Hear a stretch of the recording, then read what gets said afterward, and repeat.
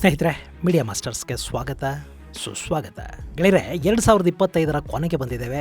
ಇನ್ನು 2 ತಿಂಗಳು ಕಳೆದ್ರೆ 2025ರ ಕ್ಯಾಲೆಂಡರ್ ಬದಲಾಗಿ 2026ರ ಆಗಮನ ಆಗುತ್ತೆ. ಸೊ ಈಗಾಗಲೇ ಪಶ್ಚಿಮದಲ್ಲಿ ಮುಂದಿನ ವರ್ಷದ ಭವಿಷ್ಯದ ಬಗ್ಗೆ ಚಿಂತೆಗಳು ಶುರುವಾಗಿವೆ.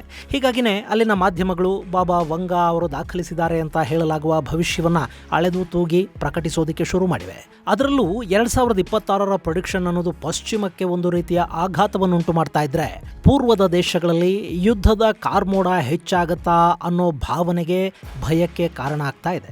ಇನ್ನು 2026ರಲ್ಲಿ ಅಮೆರಿಕದ ಆಧಿಪತ್ಯ ಮುಗಿದು ಹೋಗುತ್ತೆ ಅನ್ನೋ ಮಾತುಗಳು ಕೇಳಿ ಬರ್ತಾ ಇವೆ. ಅಕಸ್ಮಾತ್ ಅಮೆರಿಕ ತನ್ನ ಆಧಿಪತ್ಯವನ್ನು ಕಳ್ಕೊಂಡ್ರೆ ಜಗತ್ತಿನ ನಾಯಕತ್ವವನ್ನು ವಹಿಸೋದು ಯಾರು? ಬಾಬಾ ವಂಗಾ ಭವಿಷ್ಯವಾಣಿಯ ಪ್ರಕಾರ ಪೂರ್ವ ಮತ್ತು ಪಶ್ಚಿಮಗಳನ್ನು 2026ರ ನಂತರ ಬೆಸೆಯೋ ಕೆಲಸವನ್ನು ಯಾರು ಮಾಡ್ತಾರೆ? ಅಲ್ಲಿ ಭಾರತದ ಭವಿಷ್ಯ ಕೂಡ ಪ್ರಸ್ತಾಪ ಆಗಿದೆಯಾ? ಮುಂದಿನ ವರ್ಷ ಜಗತ್ತು ವಿಶ್ವಯುದ್ಧಕ್ಕೆ ಅಣಿಯಾಗತ್ತಾ ಅನ್ನೋದ್ರ ಬಗ್ಗೆ ಕೂಡ ಒಂದಷ್ಟು ಮಾಹಿತಿಯನ್ನು ನಾವಿಲ್ಲಿ ನೋಡೋಣ.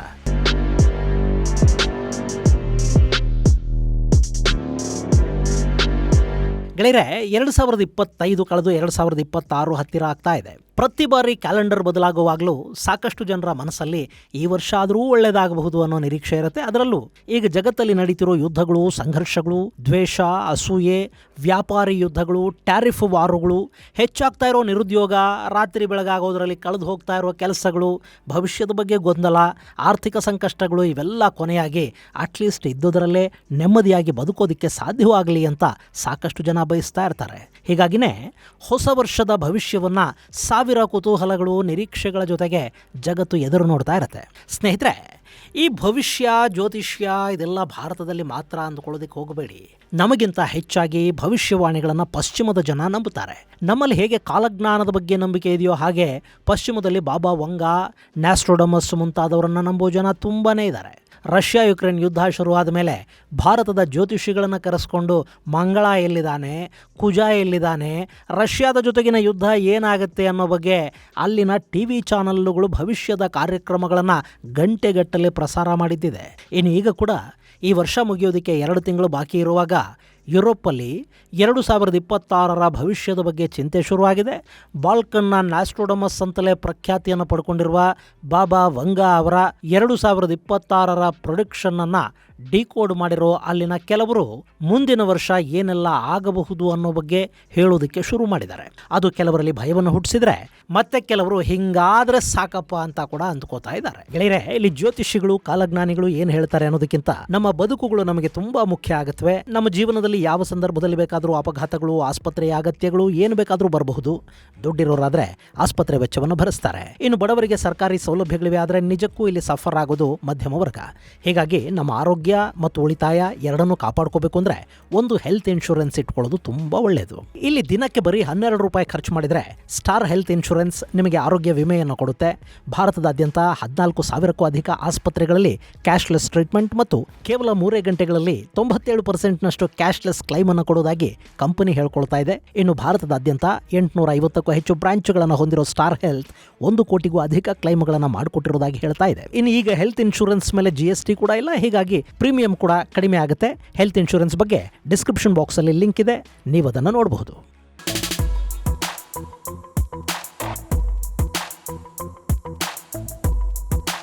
ಗೆಳೆಯರೆ, ಇಲ್ಲಿ ಬಾಬಾ ವಂಗಾ ಹೇಳಿರೋದೇನು ಅನ್ನೋದನ್ನ ಒಂದೊಂದಾಗಿ ನಾವು ನೋಡ್ತಾ ಹೋದ್ರೆ, 2026ರಲ್ಲಿ ಮಾನವ ಏಲಿಯನ್ನ ಜೊತೆ ಕಾಂಟ್ಯಾಕ್ಟ್ಗೆ ಬರ್ತಾನಂತೆ. ಅವ್ರು ಹೇಳ್ತಾ ಇರೋ ಪ್ರಕಾರ 2026ರಲ್ಲಿ ದೊಡ್ಡದಾದ ಸ್ಪೇಸ್ ಕ್ರಾಫ್ಟ್ ಒಂದು ಭೂಮಿಗೆ ಬಂದಿಳಿಯುತ್ತೆ. ಆ ಮೂಲಕ ಬ್ರಹ್ಮಾಂಡದಲ್ಲಿ ಮನುಷ್ಯ ಮಾತ್ರ ಅಲ್ಲ, ಮನುಷ್ಯನನ್ನ ಮೀರಿದ ಜೀವಗಳೂ ಇವೆ ಅನ್ನೋದು ನಮ್ಮೆಲ್ಲರಿಗೂ ಗೊತ್ತಾಗತ್ತಂತೆ. ಹಾಗಂತ ಇಲ್ಲೇನೋ ಹಾರುವ ತಟ್ಟೆಗಳು ಬಂದ್ಬಿಡುತ್ತವೆ, ಅದರಲ್ಲಿ ದಪ್ಪ ತಲೆ, ಸಣ್ಣ ಕೈ ಕಾಲು, ಹುಬ್ಬು ರೆಪ್ಪೆಗಳಿಲ್ಲದ ಕಣ್ಣುಗಳಿರೋ ಜೀವಿಗಳು ಕೆಳಗಿಳಿದು ಬಿಡುತ್ತವೆ ಅನ್ನೋದನ್ನ ಸಾಕಷ್ಟು ಜನ ಒಪ್ಪೋದಿಲ್ಲ. ಇಲ್ಲಿ ಏಲಿಯನ್ಗಳು ಅಂದ್ರೆ ಅನ್ಯಗ್ರಹದಲ್ಲಿನ ಜೀವಿಗಳಿರಬಹುದು. ಈಗ ಉದಾಹರಣೆಗೆ ಮಂಗಳದಲ್ಲಿ ಜೀವಿಗಳಿರಬಹುದು ಅನ್ನೋ ವಾದ ಬಹಳಷ್ಟು ದಿನಗಳಿಂದಲೂ ಇದೆ.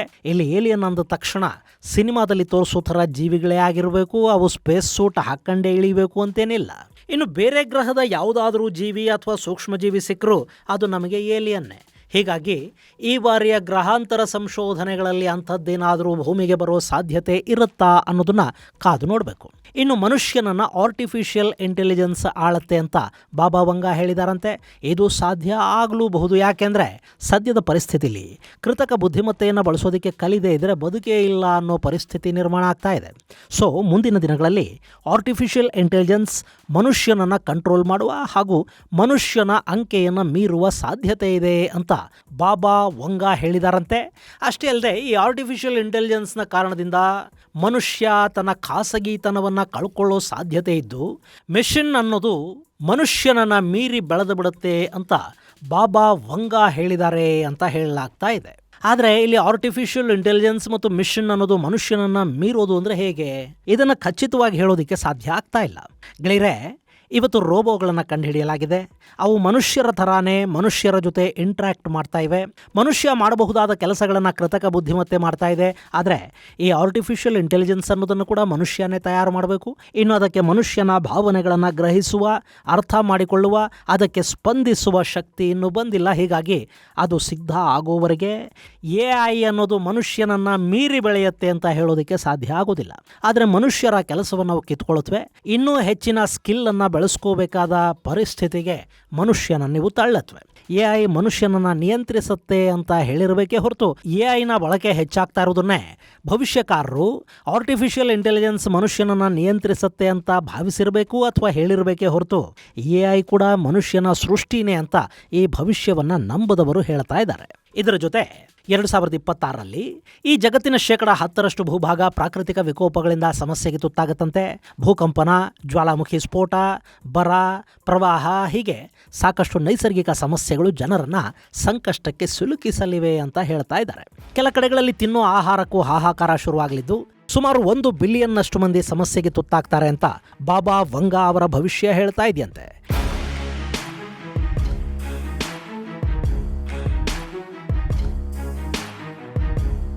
ಗೆಳೆಯರೆ, ಪ್ರಕೃತಿ ಈಗಾಗಲೇ ಅನಿರೀಕ್ಷಿತ ಬದಲಾವಣೆಗಳನ್ನು ತೋರಿಸ್ತಾ ಇದೆ.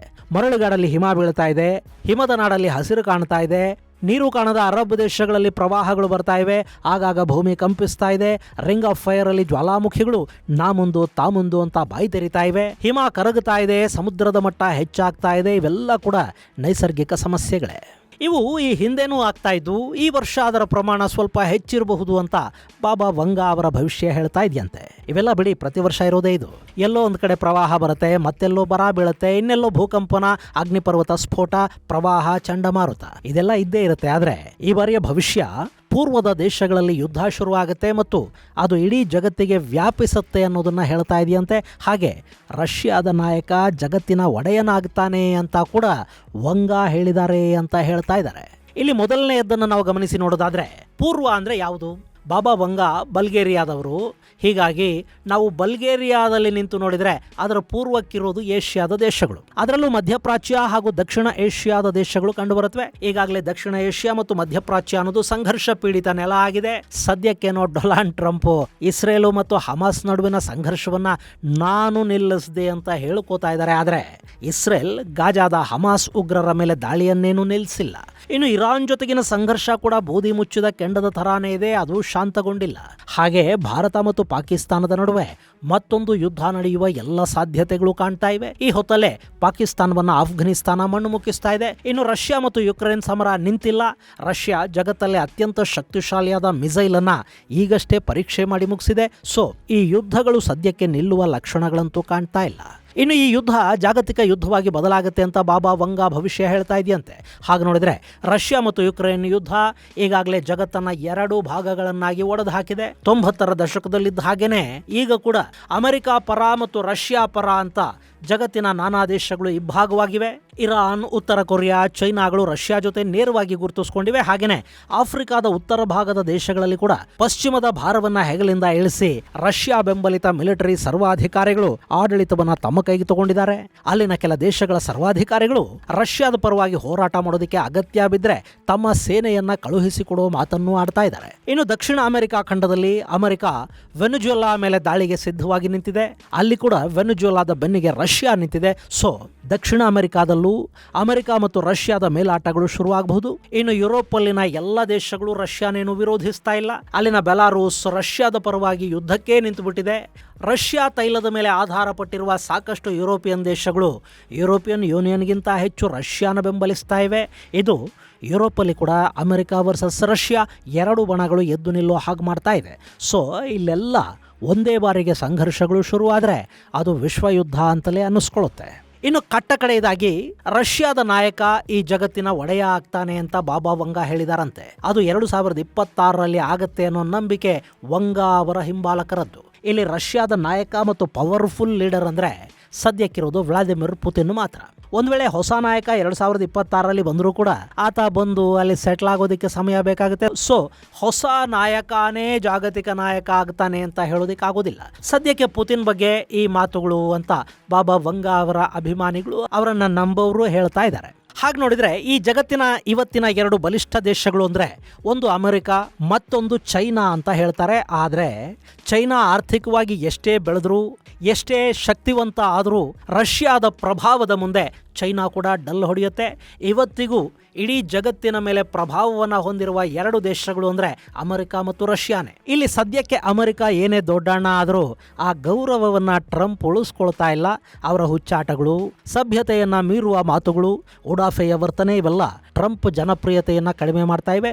ಜಾಗತಿಕವಾಗಿ ಬಿಡಿ, ಅಮೆರಿಕಾದಲ್ಲೇ ಟ್ರಂಪ್ ಜನಪ್ರಿಯತೆ ಕುಸಿತಾ ಹೋಗ್ತಾ ಇದೆ. ಮತ್ತೊಂದು ಕಡೆ ಪುತಿನ್ ನಿಧಾನವಾಗಿ ಜಗತ್ತನ್ನು ಆವರಿಸಿಕೊಳ್ತಾ ಇದ್ದಾರೆ. ಪಶ್ಚಿಮದ ಸ್ಯಾಂಕ್ಷನ್ಗಳನ್ನು ಎದುರಿಸಿ ಕೂಡ ದೃಢವಾಗಿ ದೇಶ ಕಟ್ಟುವಲ್ಲಿ ಯಶಸ್ವಿಯಾಗಿದ್ದಾರೆ. ಅವರ ಮಿಲಿಟರಿ ಪವರ್ ಹೆಚ್ಚಾಗ್ತಾ ಇದೆ. ಹೀಗಾಗಿ ಟ್ರಂಪ್ಗಿಂತ ಪುತಿನ್ ಹೆಚ್ಚು ಶಕ್ತಿಶಾಲಿಯಾಗಿ ಕಾಣುವುದರಲ್ಲಿ ಅಚ್ಚರಿ ಇಲ್ಲ. ಇನ್ನು ಇದೆಲ್ಲದರ ನಡುವೆ ಭಾರತದ ಭವಿಷ್ಯ. ಹಾಗೆ ನೋಡಿದ್ರೆ ಪೂರ್ವದಲ್ಲಿ ಯುದ್ಧ ಅನ್ನೋ ಮಾತಿದೆಯಲ್ಲ, ಅದೇ ಈಗ ಭಾರತಕ್ಕೆ ಸಂಬಂಧಿಸಿದ್ದು ಅಂತ ಹೇಳುವರೂ ಇದ್ದಾರೆ. ಯಾಕೆಂದ್ರೆ ಭಾರತ ಮತ್ತು ಪಾಕಿಸ್ತಾನದ ನಡುವಿನ ಸಂಘರ್ಷಮಯ ವಾತಾವರಣ ಹಾಗೇ ಇದೆ.